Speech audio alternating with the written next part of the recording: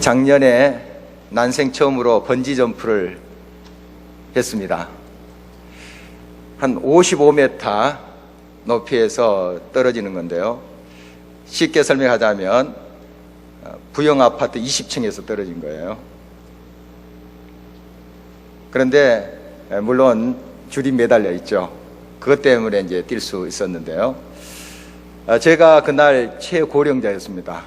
젊은이들이 이제 다 뛰게 되는 것이고, 좀 나이 든 사람들은 또 척추도 좀 조심해야 되고 또 두려움도 있고 그렇습니다.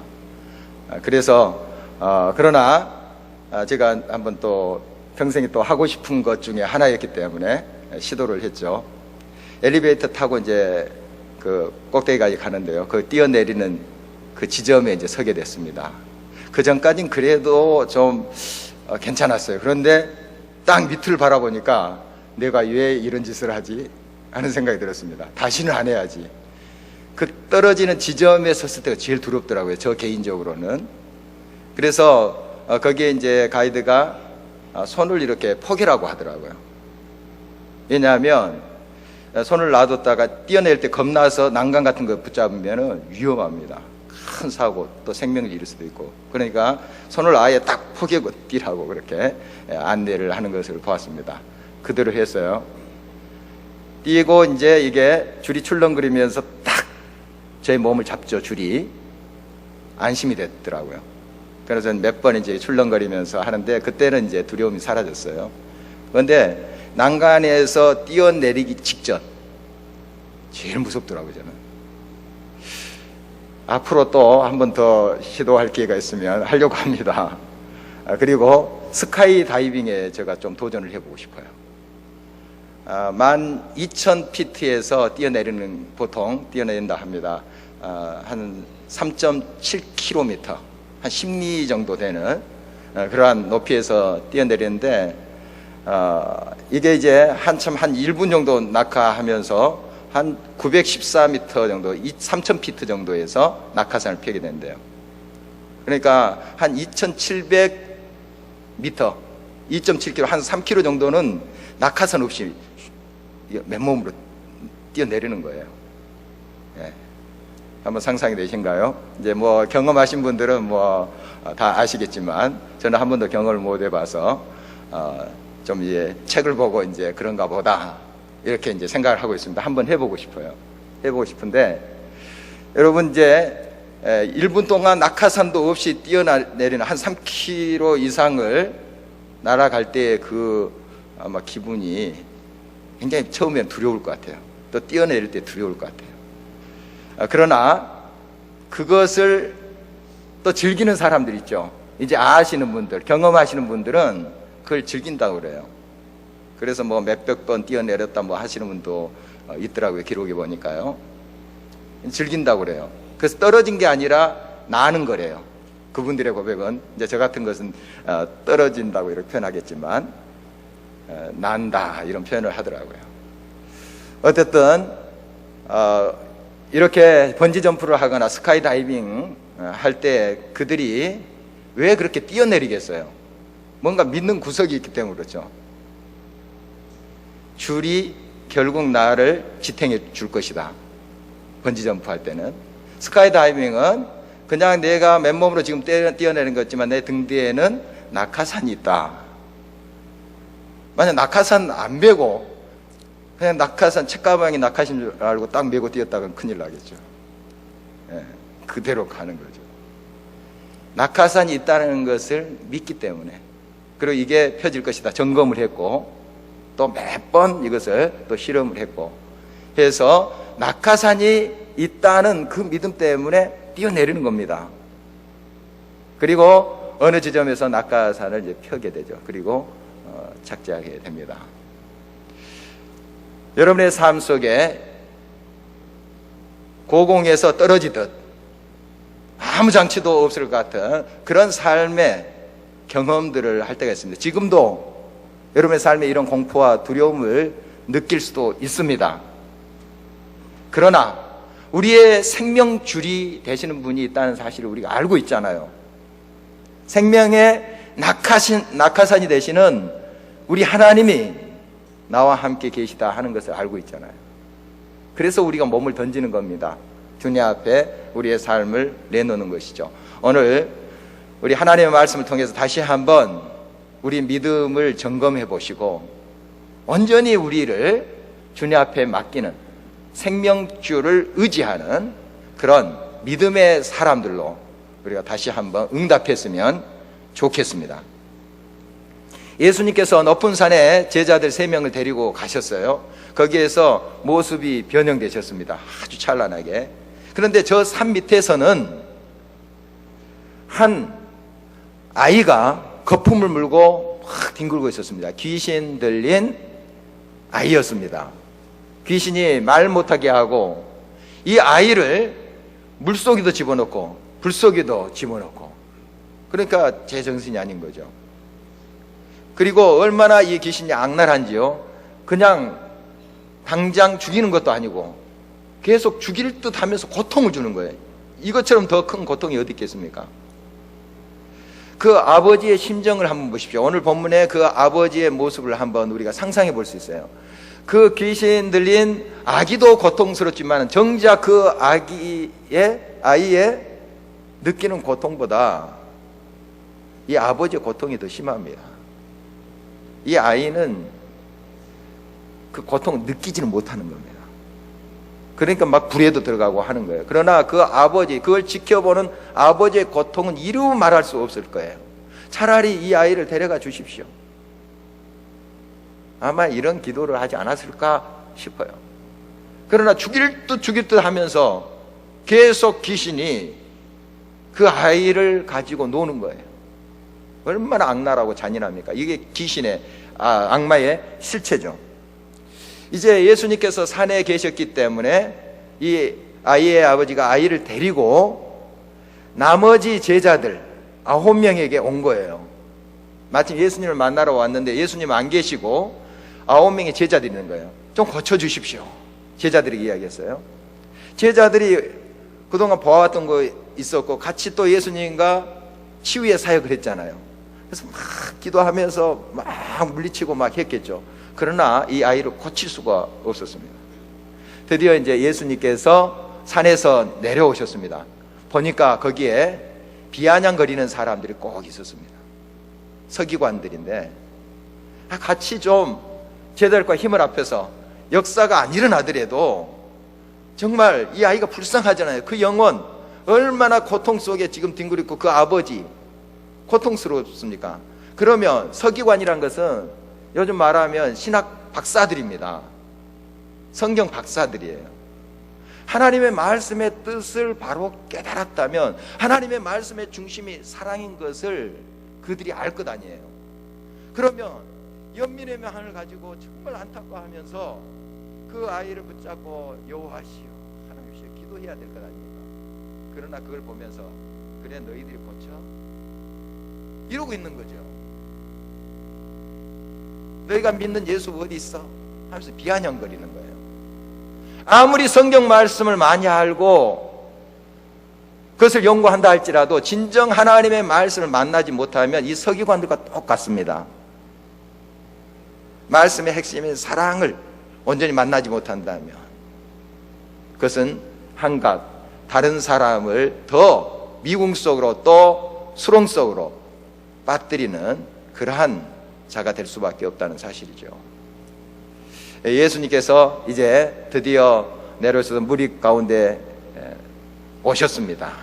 오셨더니 이 아이의 아버지가 이제 매달리죠. 당신이 제자들에게 와서 그렇게 고쳐달라고 했더니 고치지 못했습니다. 도와주십시오 하면서 하는 말이 이것입니다. 좀 할 수 있거든, 하실 수 있거든 좀 고쳐주십시오. 이렇게 이 아이 아버지가 예수님께 지금 이야기를 하고 있습니다. 처음에 예수님을 찾으러 왔을 때는 믿습니다 하고 왔을 거예요.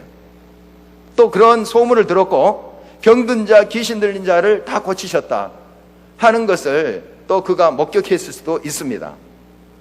그래서 내 아이도 고칠 수 있다 믿습니다 하고 왔는데 예수님은 정작 없고 제자들만 있어요. 제자들이 막 기도하는데 응답이 없어요. 여기에 흔들린 것 같아요. 이 아이 아버지의 마음이 흔들렸어요. 그래서 예수님이 정작 나타나자 할 수 있거든이 하면서 그가 예수님께 고쳐달라고 부탁하고 있습니다. 믿음이 많이 흔들리는 상태예요. 예수님께서 말씀하시죠. 할 수 있거든이 무슨 말이냐. 그리고 제자들이 그렇게 고치지 못하고 하는 그 광경을 보면서 믿음이 없는 세대여 이렇게 이야기하고 있습니다. 믿음이 없는 세대여. 물론 그 한 사람 한 사람을 이야기하고 있지만 그 시대의 조류가, 분위기가 믿지 않는다는 거예요. 서기관들 말씀 연구하고 또 가르치고 했을 겁니다. 그러나 하나님의 말씀의 능력을 온전히 받아들이지 않고 있었던 거죠. 믿음이 없는 거예요. 온전히 하나님 앞에 삶을 의탁하지 못하는 그들의 모습을 보면서 탄식하고 있는 예수님의 모습을 봅니다. 믿음이 없는 세대요. 믿음이 없는 세대요. 이 주님의 음성이 지금 이 자리에서도 우리 귀에 울려 퍼지고 있습니다. 우리는 예수님께 온전히 우리의 삶을 맡기고 있습니까? 의지하고 있습니까? 전적으로 그의 모든 능력 아래 우리의 삶을 비우며 맡기고 있습니까? 믿음이 없는 세대요. 다시 한번 우리들에게 예수님은 도전하십니다. 여러분, 할 수 있거든이 이렇게 이제 이 아이의 아버지가 이야기하는데요. 정말 우리의 경험을 통해서, 우리의 삶을 통해서 이러한 생각을 우리도 가질 수 있어요. 이 아이 아버지뿐만 아니라 저와 여러분도 가질 수 있어요. 왜냐하면 열심히 기도했는데 1년이 돼도 응답이 없어요. 똑같은 기도했는데 자녀의 구원을 위해서, 남편의 사업을 위해서, 부모의 건강을 위해서 기도했는데 1년이 돼도 2년이 돼도 응답이 없는 거예요. 처음에는 믿습니다 하고 새벽기도 나오고 막 부르짖습니다. 근데 시간이 지나면 어떤 마음이 생기느냐? 안 되는구나. 아무리 부르짖어도 안 되는구나. 이런 마음이 생길 수 있어요. 이 아버지의 마음이 그런 거예요. 믿습니다 하고 왔는데 제자들이 막 기도했는데 응답이 안 돼요. 그러니까 예수님이 정작 나타나서도 좀 할 수 있겠습니까? 이렇게 이야기하고 있는 것입니다. 여러분, 어떠한 순간 속에서도 끝까지 하나님은 하실 수 있는 분이다 하는 사실 잊지 마시기 바랍니다. 주님은 하실 수 있어요. 할 수 있거든이 무슨 말이냐? 믿는 자에게 능치 못함이 없느니라 말씀하고 있습니다. 유명한 무신론자 중에 로버트 잉거졸이라는 사람인데요, 이 사람이 어느 날 이제 강의 시간에 열심히 신은 없다, 무신론에 대한 이야기를 막 토하고 있었습니다. 신은 없다, 하나님은 없다. 그래서 이렇게 이제 그 강의를 하던 중간에 이런 그 이야기를 했답니다. 내가 5분 동안 하나님을 저주하겠다. 딱 시계를 이렇게 세워놓고 5분 동안 하나님을 저주하는데 하나님이 살아계시면 나를 이 자리에서 즉사시켜라 하면서 하나님을 대놓고 그렇게 아주 오만불선하게 선을 한 거예요. 만약에 5분 안에 나를 즉사시키면 하나님 살아계신다. 그러나 내가 버젓이 살아있으면 그 하나님 죽은 거다. 내가 증명하겠다는 거예요. 찰칵 이제 시간이 5분 맞춰놓고 이제 지나가는데 5분이 딱 지났습니다. 살아있는 거예요. 봐라! 하나님은 죽었고 인간이 모든 우리의 삶의 주인이지 않느냐 하면서 열변을 토했습니다. 바로 이 이야기를 들은 데오드 파커라는 신학자가 있습니다. 하나님의 사람인데 이렇게 빙그러 웃으면서 이야기를 했다는 것이 전해집니다. 과연 하나님이 실패한 것일까? 오래 참으시고 그 숱한 세월 참고 기다리시는 하나님을, 그 하나님의 인내를 5분 안으로 단축시켜 보려고 했던 잉거졸의 시도가 실패한 것이 아닐까? 하나님을 자기의 식대로 제단해서 5분 동안 하나님이 역사하도록 자기의 틀 안에 그렇게 하나님의 역사를 제한해버린 거죠. 하나님 그런 하나님이 아니시다는 거예요. 그 오랫도록 인내하시는 그 하나님을 5분 간으로 단축시켜버리겠다. 어리석은 이 인거절의 그러한 모습을 또한 이야기를 했던 그 파크의 글이 전해지고 있습니다. 여러분, 여러분의 틀에 하나님을 제한하지 마십시오. 하나님 지금도 할 수 있는 분이시고 천지를 창조하신 분은 여러분의 삶의 모든 것을 아시고 역사하는 분이시다 하는 것을 잊지 마시기 바랍니다. 이 아버지가 이제 예수님께 와서 정말 그런 부탁을 했죠. 예수님께서 할 수 있거든요 하니까 바로 반응을 합니다. 죄송합니다. 내가 온전히 믿습니다. 온전히 믿습니다.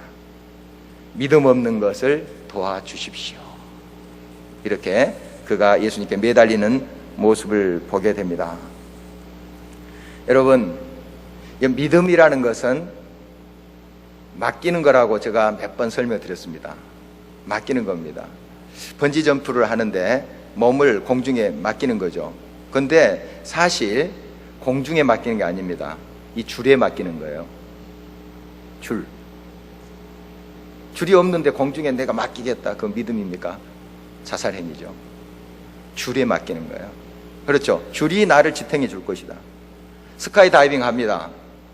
공중에 나를 맡긴다. 공중이 나를 받쳐줄 것이다. 아닙니다. 낙하산이에요. 낙하산 없이 뛰어났다가는 그거 자살행위죠. 낙하산입니다. 여러분, 맡긴다는 것은 바로 참 생명이신 하나님께 내 몸을 온전히 내놓는 것입니다. 그분이 나의 삶을 주관하도록 나의 모든 것을 주님 앞에 비우는 거예요. 이게 맡기는 것입니다.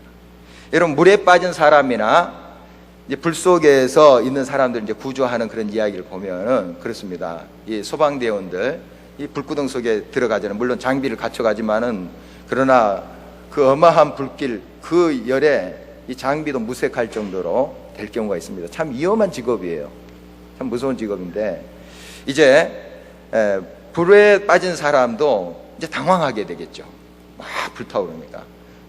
이때 소방대원들이 그 사람을 건질 때 절대로 몸에 힘을 주지 말라고 한답니다. 그래도 막 부쩍 바둥바둥 하면 위험해요. 둘 다. 물에 빠진 사람도 그렇잖아요. 불에도 마찬가지래요. 그래서 신신당부한대요. 몸에 힘을 빠고 저에게 맡기세요. 온전히 맡기세요. 그러면서 품고 이제 나온다는 거예요. 여러분, 여기서 힘을 써버리면 둘 다 생명이 위험합니다. 물에 빠진 이야기도 여러분 잘 아시잖아요. 바둥바둥 막 힘이 있을 때 그 사람 건지러 갔다는 둘 다 익사할 가능성이 많습니다. 힘이 빠지고 꼬로로 들어갔을 때 이제 건지는 거죠. 여러분, 힘을 빼야 돼요. 힘을 빼야 됩니다. 하나님 앞에 맡긴다는 게 이것입니다. 만약에 전부 번지 점프를 하는 사람이 막 몸에 힘을 주고 막 두려워서 하다가 뛰어내린 순간 난간을 잡아버렸다. 큰일 나죠. 맡겨버려야 됩니다. 뭘 믿고? 줄을 믿고, 줄. 그냥 맡겨버리는 거예요. 그러면은 잡아챕니다. 여러분, 이거예요. 이게 믿음입니다. 하나님을 어떻게 여러분이 믿고 있습니까? 여러분의 힘과 의지 가지고 바둥바둥 그 하나님 붙잡고 있습니까? 여러분, 그게 아니에요. 하나님께 온전히 맡겨버리는 거예요. 나의 삶을 하나님께 맡깁니다. 하나님이 나의 삶의 주인이십니다. 하는 것입니다. 여러분, 이제 예수님께서 이 아이를 고쳐주세요. 그래서 참 불쌍히 여기셔서 그 아이를 고쳐주십니다. 그런데 이 아이의 아버지가 이런 이제 그 이야기를 해요. 우리를 불쌍히 여겨주십시오. 우리를. 그러니까 이 아이의 고통 고스란히 이 아버지에게 옮겨온 겁니다. 지금 우리를 불쌍히 여겨주십시오. 얼마나 간절했으며 그 주님의 옷자를 붙잡고 이제 매달리는 거죠. 예수님께서 고쳐주셨어요. 그리고 이제 감사하면서 돌아갔죠. 제자들이 묻습니다. 왜 우리는 안 됩니까? 왜 우리는 예수님처럼 막 사탄아 물러가라, 귀신아 물러가라 이렇게도 하기도 하고 기도도 했는데 비슷한 것 같은데 왜 안 됩니까? 그런 질문을 할 수 있겠잖아요. 제자들이 그렇게 했습니다. 예수님께서 설명을 하세요. 기도 외에는 이러한 유가 나갈 수 없느니라. 기도가 이 역사를 가능케 했다. 기도가 믿음을 가능케 했다 하는 것입니다. 믿음이 있을 때 하나님께서 또 역사하십니다. 그 믿음은 기도를 통해서 된다 하는 말씀이죠. 결국 제자들이 기도 안 했습니까? 기도했어요. 그러나 왜 예수님께서는 너희들이 기도하지 않았다 하는 투로 이야기합니까? 진정 맡기는 기도를 하지 않았기 때문에 그래요. 그 순간, 다급한 순간만 막 그렇게 우리가 하나님께 기도할 수 있습니다.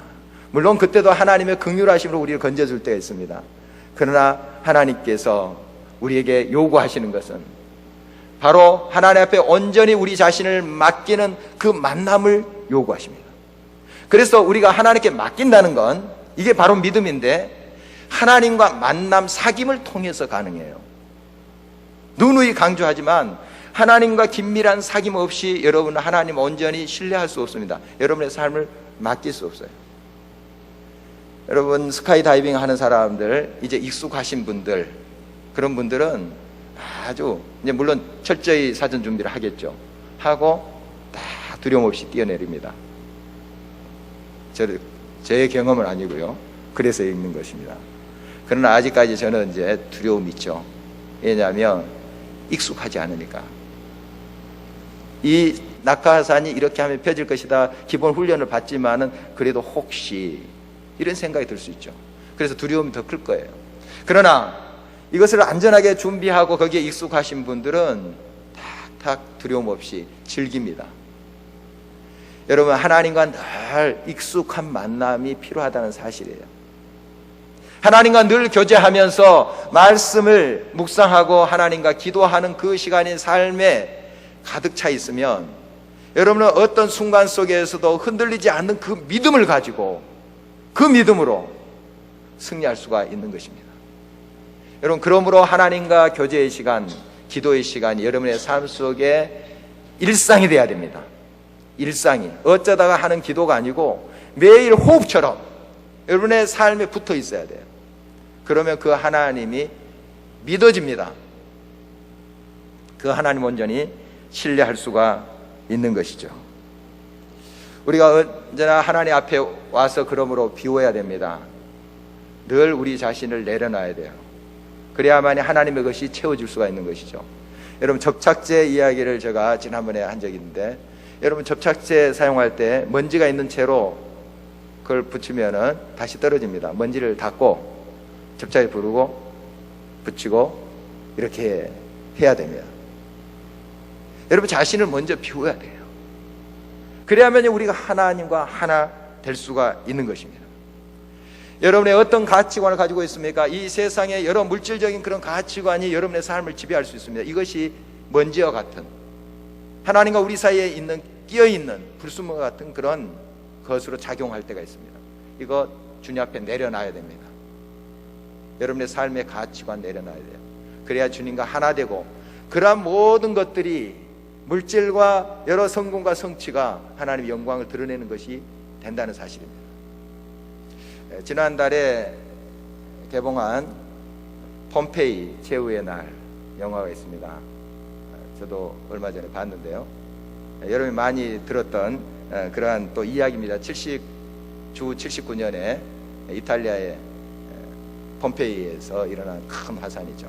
이거 이제 극화한 그러한 영화인데 이 영화에는 그 장면이 나오지 않습니다만 여기에 얽힌 이야기도 많습니다. 그 현장에 제가 오래전에 한번 가본 적이 있어요. 그런데 거기에 여러 이제 그 재에 묻혀서 굳어진 사람들 이렇게 진열해 놨더라고요. 뭐 설명도 있고 거기에 이제 한 여인의 이야기입니다. 여인의 이야기인데 그 여인이 보석을 품고 있는 게 발견됐어요. 보석을 하나는 막 이것저것 품고 이렇게 굳어져 있는 거예요. 이제 스토리를 우리가 좀 쓸 수 있죠. 왜 그랬을까? 그 최후의 순간에 그걸 움켜쥐고 이렇게 죽었을까? 이거 놓지 못하는 거예요. 놓지 못하는 거예요. 그 무슨 소용이 있습니까? 화산재가 막 쏟아지고 용암이 분출되는데 거기에 그 찬란한 다이아몬드, 금은 보석이 무슨 소용이 있어요? 우리가 물론 이런 금은 보석, 또 우리가 가지고 있는 물질, 성공 필요합니다. 그 필요 없다는 게 아니에요. 그러나 궁극적으로 생명에 관한 그 순간에 그 금은 보석이 무슨 소용이 있습니까? 그것 가지고 우리가 생명 건질 수 있습니까? 생명 줄을 붙잡아야 되죠. 그게 우리를 살리는 거예요. 예수 그리스도, 그 하나님, 그분을 붙잡아야 됩니다. 어떤 장사꾼 3명이 이제 길을 가다가 추운 겨울에 산속에서 갇히게 됐습니다. 눈이 너무 와가지고 어디가 길인지 알지 못하는 그런 상황이 됐어요.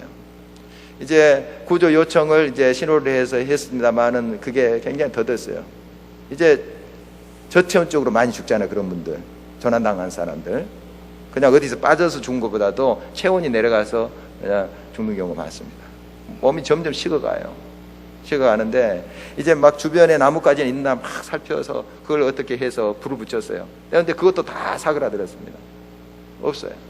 그런데 마침 그들이 이제 장사꾼들이니까 현금들이 있어요. 돈다발이 이렇게. 그런데 한 장사꾼이 그걸 꺼내는 거예요. 거기다 불을 붙이는 거예요.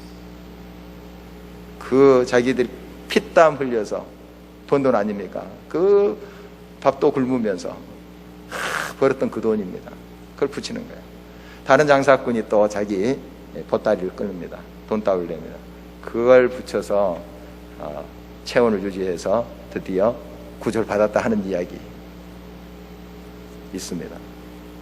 여러분, 생명에 관한 한 여러분의 이 세상의 성취와 성공과 물질 다 그때는 소용없습니다. 소용없어요. 여러분, 생명줄이신 예수 그리스도로 온전히 붙잡을 때 거기에 참된 구원이 있음을 늘 기억해야 될 것입니다. 우리 주님께서는 누가복음 12장 15절에 이렇게 말씀하십니다. 삶과 모든 탐심을 물리치라. 사람의 생명이 그 소유에 넉넉한 데 있지 아니하니라. 이 세상 성취를 이루십시오. 또 부자도 되십시오. 그러나 하나님의 생명줄을 여러분들이 장치하지 않고서 이 모든 거 다 소용이 없습니다. 오히려 자살행위예요. 하나님을 온전히 붙잡고 하나님을 향한 굳건한 믿음을 갖는 것입니다. 이것은 바로 하나님과 사귐에서 온다는 사실이죠. 그래서 끊임없이 여러분들이 하나님 앞에 나가고 기도하면서 하나님과 소통의 관계, 하나됨의 관계를 가지라는 뜻입니다. 이것이 중요합니다. 이것이 참된 믿음을 가능케 합니다. 이 세상에서 가장 확실한 명제가 있습니다. 그것은 하나님이 우리를 사랑하신다 하는 것입니다. 지금도 하나님은 저와 여러분을 사랑하십니다. 우리 예수님이 이미 저 산 위에서, 저 산 밑에서 뒹굴고 있는 한 불쌍한 아기, 그리고 그 아버지를 알고 있었어요. 그래서 내려오신 것입니다. 저 산 위에서 제자들이 여기가 좋습니다, 여기서 우리가 사십시다 했는데도 예수님 묵묵히 산 안으로 내려오셨어요. 그 아이를 향하여 오신 것이죠. 하나님은 우리를 지금도 돌아보면서 우리의 사정을 아시고 우리를 사랑하신다 하는 사실입니다. 여러분, 여러분의 모든 상황을 다 아시는 그 주님, 지금도 여러분의 모든 상황을 새롭게 하시고 또한 여러분의 모든 것을 회복시키시는 그 주님의 것을 언제나 믿고 끝까지 믿음으로 주님을 바라봐야 됩니다. 어떠한 순간 속에서도 그 주님을 의지해야 될 것입니다. 여러분의 숨이 붙어있는 한 소망의 줄을 놓지 마십시오. 끝까지. 예수님을 믿는 사람 중에 이런 고난과 어려움을 당하는 경우가 다 있습니다. 아무리 예수님을 잘 믿어도 어려운 순간이 있을 수 있어요. 크게 두 가지 반응합니다. 그렇게 잘 믿고 믿음 좋다고 하는 그런 분도 그 절체절명의 순간 하나님이 어디 계시느냐 하고 하나님을 부인하는 사람이 있습니다. 내가 그렇게 기도했고 이 급한 순간에도 하나님을 찾고 하나님의 이름을 불렀는데 하나님 어디 계시냐 하는 사람이 있어요. 그러나 그 순간에도 끝까지 하나님 나의 생명줄이십니다. 어느 한계에 가면 그 생명줄이 나를 지탱하십니다. 끝까지 죽음의 순간까지 주님을 붙잡는 사람이 있어요. 여러분 어떤 크리스찬입니까? 끝까지 하나님을 신뢰하십시오. 생명이 있는 한, 생명의 뿌리가 있는 한 살아납니다. 여러분 죽은 나무는 비가 오고 햇빛이 찬란히 비치면 그게 그 죽은 나무를 오히려 썩게 만들고 마르게 만듭니다. 비가 많이 오면 올수록 더 썩게 만들어요. 죽은 나무는. 뿌리가 살아있고 생명이 있는 나무는 비가 오면 생기로 가득 차게 됩니다. 햇빛을 받으면 말라지는 것이 아니라 더 광합성 작용을 통해서 파릇파릇하게 일어납니다. 이게 생명이에요. 생명. 하나님의 생명이 있는 자는 어떤 강렬한 태양 밑에서도 그 생명을 꽃피웁니다. 어떤 홍수가 범람하다 할지라도 그 뿌리가 살아서 결국 꽃을 핍니다. 작년 1월에 제가 뉴질랜드를 다녀왔는데요. 그런 광경을 봤습니다. 이 바다인데 울창한 숲을 이루었어요. 바다에 나무가 자라서 숲을 이루었더라고요. 보통 이제 숲들은 바다에 있는 게 아니잖아요. 물론 좀 얕은 바다 뿌리를 내린 그 정도 이제 깊이겠죠. 근데 바다에 숲을 이루더라고요. 참 신기했습니다. 짠물인데 거기에 숲을 이루며 있는 모습이 참 신기했어요. 여러분 생명이 이렇습니다. 짠물이라 할지라도 그곳에 생명력은 그걸 뚫습니다. 여러분 생명은 어디 있습니까? 여러분 자신에게 있는 게 아닙니다. 하나님께 있는 거예요. 생명은 하나님께로부터 오는 거예요. 여러분 끝까지 하나님을 신뢰할 때 그 생명이 있으면 어떠한 짠물이든 어떤 홍수든 여러분 다시 일어설 수가 있습니다. 그러나 죽은 생명은 물 자체가 그에게 재앙이에요. 계속 썩게 만듭니다. 돈, 물질, 성공 자체가 그를 썩게 만든다고요. 그러나 하나님의 생명을 늘 사모하고 서 있는 사람은 여러분 물질 또한 성공, 성취 그것이 하나님의 영광을 드리는 꽃으로 피게 하신다는 그런 사실입니다. 여러분 언제나 주님을 신뢰하는 믿음이 그래서 우리들에게 요청되는 것입니다. 여러분 날마다의 삶 속에 위험한 지경에 처할 수도 있습니다. 계속 추락하는 듯한 그러한 여러분의 느낌이 들 수도 있는 그런 환경에 처할 수도 있습니다. 그러나 기억하십시오. 영원한 생명줄이신 주님이 여러분과 함께 하신다는 사실입니다. 어느 순간 딱 느낄 거예요. 딱 여러분 붙잡는 순간 있습니다. 끝까지 하나님을 신뢰하고 믿음으로 그 하나님께 모든 것을 맡기세요. 여러분 힘을 쓰면 쓸수록 더 위험한 지경에 갑니다. 하나님 앞에 온전히 맡기고 그 맡김은 기도로서 사귐으로서 가능하다 하는 사실을 기억하면서 더 이 3월에 꽃피는 또 이 봄날에 하나님 앞에 더 가까이 가고 하나님과 더 친숙한 교제 속에 들어가시는 귀한 여러분 되시기를 주의 이름으로 축원합니다.